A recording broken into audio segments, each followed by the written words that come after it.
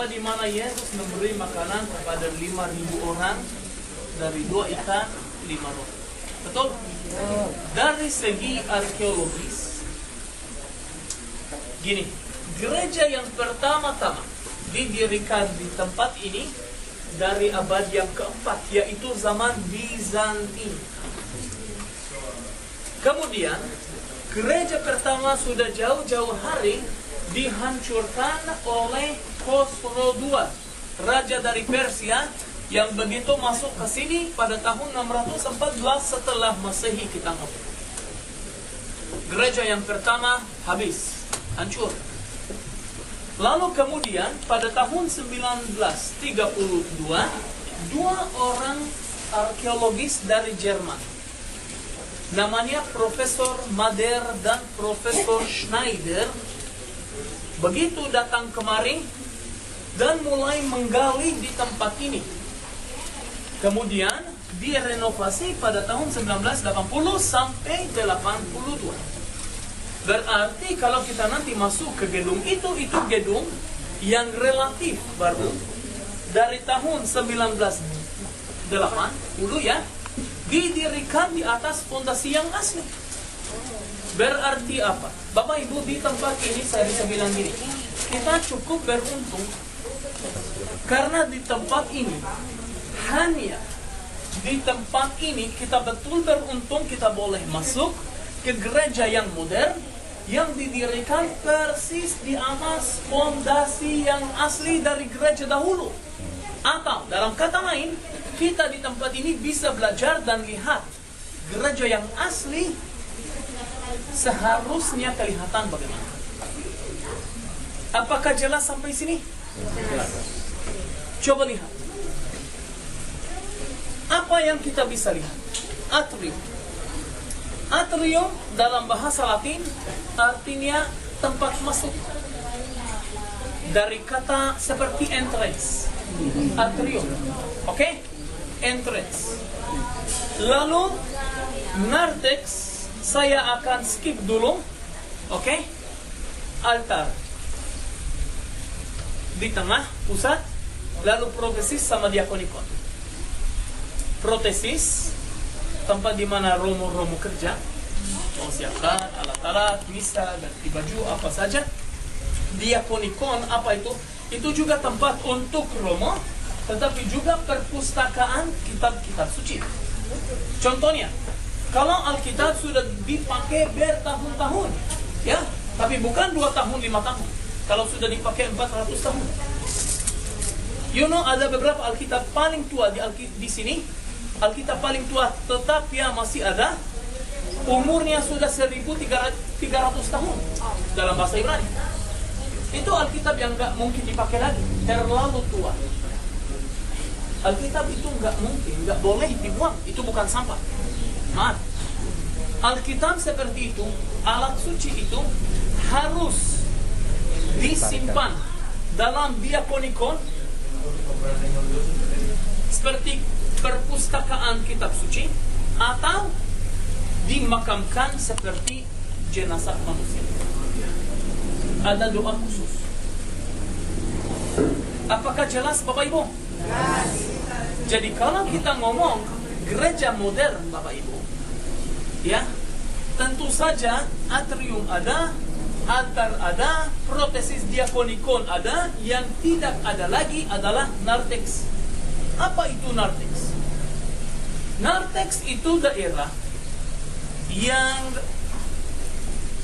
di dalam gedung dari gereja, oke?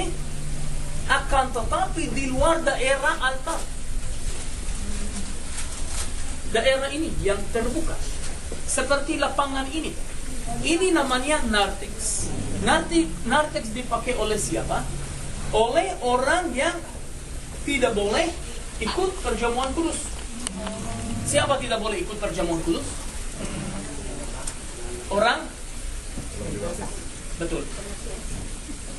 Kalau belum dibaptis, tidak boleh ikut perjamuan kudus. Maaf. Oke? Jangan lupa, kita ngomong apa? Agama yang baru.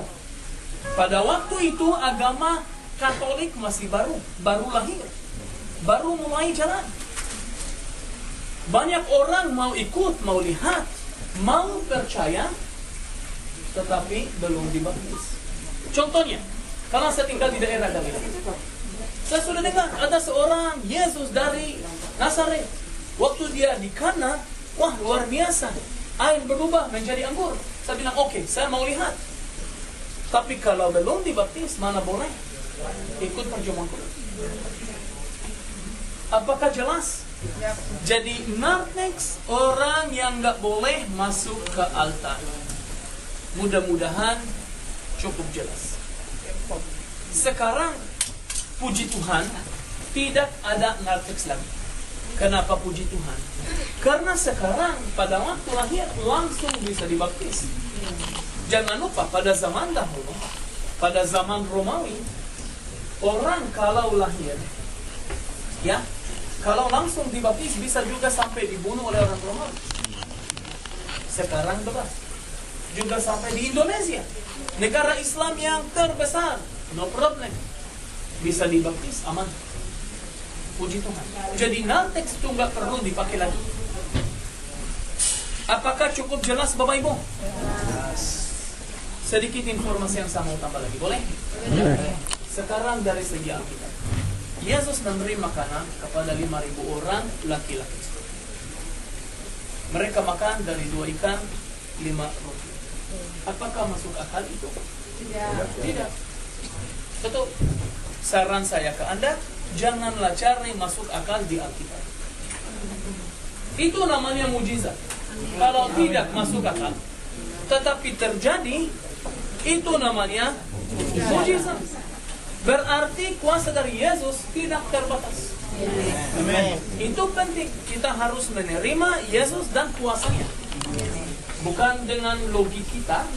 Logika kita kadang-kadang, maaf ya, terbatas. Kalau saya ditanya, 2 ikan 5 roti, apakah cukup? Pasti tidak. Bapak Ibu dengar. Mujizat itu terjadi. Bagaimana? Yesus memberi makanan kepada 5.000 orang laki-laki. Betul? Setelah dipotong makanannya, dikasih kepada murid-muridnya. Dari tangan anak murid dikasih kepada ribuan orang yang ada di sini. Saya maaf ya, tetapi kalau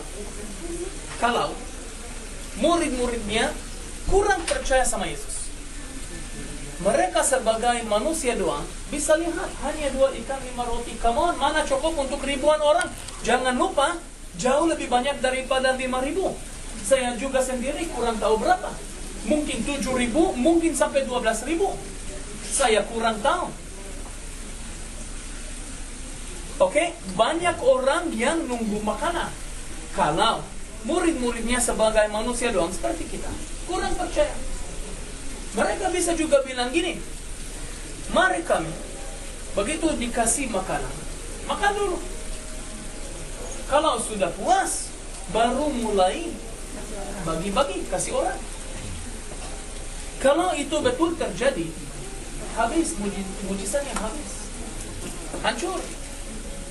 Berarti kalau Anda mau diberkati, Anda harus memberkati. Amin. Tidak mungkin Anda bilang gini, begitu saya menjadi kaya, baru saya mulai kasih. Tidak boleh.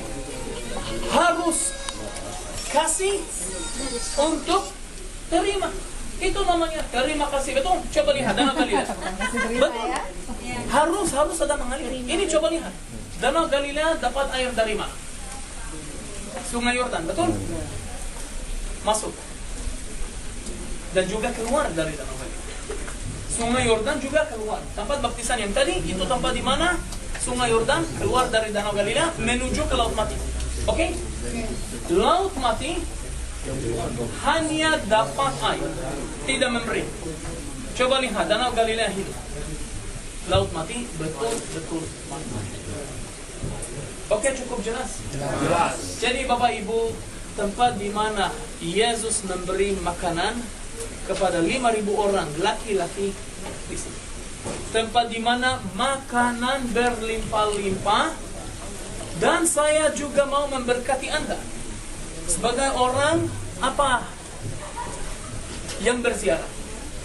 mudah-mudahan semua akan juga berlimpah-limpah bagi Anda. Dari segi apa? Umur yang panjang, kesehatan yang baik, juga sampai uang yang berlimpah-limpah sudah bisa kembali ke tangan suci. Oke, nah tinggal masuk. Nanti Anda boleh masuk, topi tentu dilepas dulu. Foto-foto boleh, no problem. Anda akan melihat apa altar di dalam gereja. Ada di sana 2 ikan dan sebetulnya kalau Anda cari ada 4 roti. Ya, ini gambarnya. You see? 2 ikan dan 4 roti. Satu ada di mana? Nah, sekarang ada beberapa versi, beberapa tradisi. Satu nggak kelihatan karena di dalam itu yang sangat sederhana. Menurut tradisi yang lebih dalam, roti yang kelima di tangan Yesus, makanya nggak kelihatan. Tapi tunggu, ada yang lebih dalam lagi mengatakan bahwa roti yang kelima dilambangkan sebagai tubuh dari Yesus. Tubuh Yesus nggak mungkin kelihatan. Oke, cukup jelas. Jadi ada beberapa tradisi. Yang pentingnya dari Alkitab 2 ikan 5 roti berlimpah-limpah di sini. Oke, cukup jelas. Mari kita masuk bersama Bapak Ibu. Jangan lupa topi dilepas. Nanti jangan belanja-belanja, di sini tidak ada acara belanja. Setelah selesai kita kembali. Silakan, lewat sini. WC di gereja selanjutnya juga ada. Ya.